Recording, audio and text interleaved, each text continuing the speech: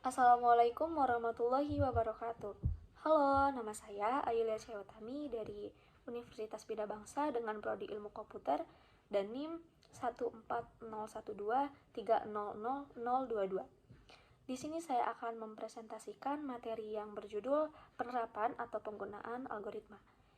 Yang akan dibahas yaitu ada pengertian algoritma, penerapan algoritma, contoh penerapan algoritma dalam program komputer atau aplikasi, fungsi algoritma, dan beberapa contoh penggunaan algoritma dalam kehidupan sehari-hari.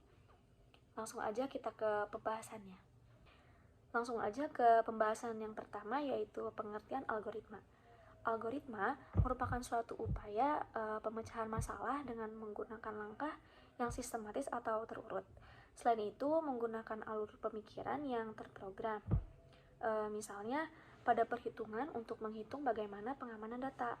Bisa dikatakan bahwa algoritma adalah rangkaian terbatas dari instruksi-instruksi yang rumit, yang biasanya digunakan untuk menyelesaikan atau menjalankan suatu kelompok masalah komputasi tertentu. Algoritma digunakan sebagai spesifikasi untuk melakukan perhitungan dan pemrosesan data. Penerapan contoh algoritma dalam kehidupan sehari-hari pun mudah ditemukan. Dengan membiasakan diri menggunakan pola pikir algoritma dapat membuat seseorang terlatih agar bisa berpikir secara kritis dan sistematis.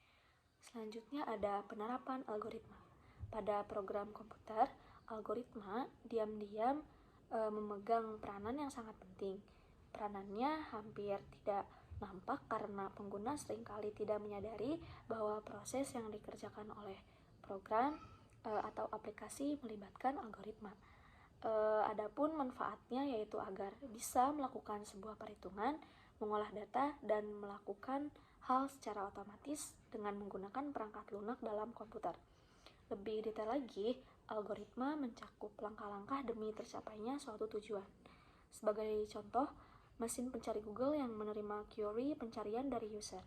Query pencarian diterima oleh server dan segera dieksekusi oleh mesin pencari menggunakan algoritma yang telah dirancang sebelumnya. User menerima hasil pencarian dari algoritma yang dieksekusi melalui browser. Selanjutnya ada beberapa contoh penerapan algoritma dalam program komputer atau aplikasi, yaitu antara lain yang pertama, algoritma pencarian yang diterapkan untuk melakukan pencarian suatu kata atau teks di software word processor. Yang kedua, algoritma pengurutan yang diterapkan untuk pengurutan data pada software lembar kerja. Yang ketiga, algoritma pencarian nilai terbesar dari sekumpulan data.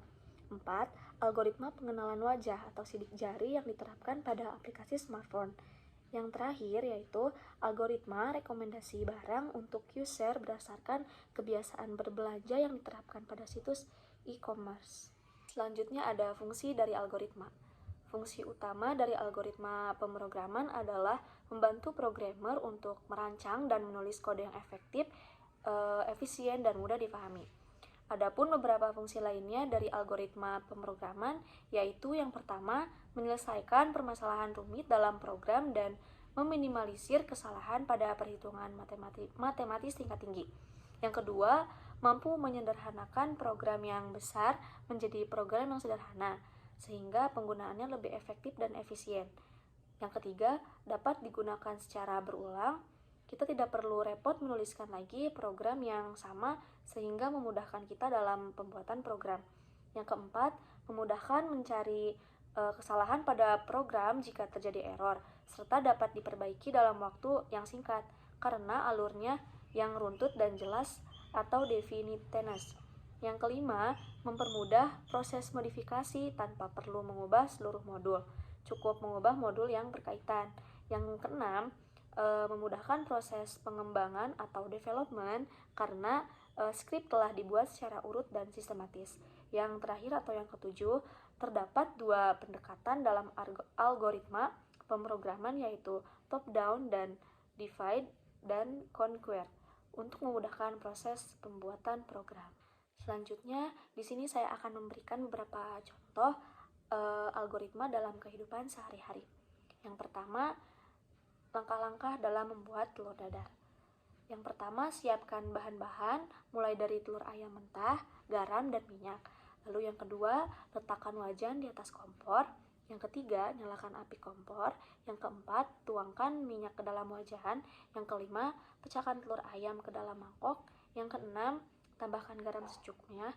Yang ketujuh, aduk campuran telur dan garam. 8. Tuang adonan telur ke dalam wajan. Yang kesembilan, masak telur hingga matang. 10. Angkat telur dan tiriskan. Dan yang terakhir, selesai. Selanjutnya ada langkah-langkah membuat kopi. Yang pertama, siapkan peralatan dan bahan yang dibutuhkan seperti cangkir, sendok, kopi, gula, dan air panas.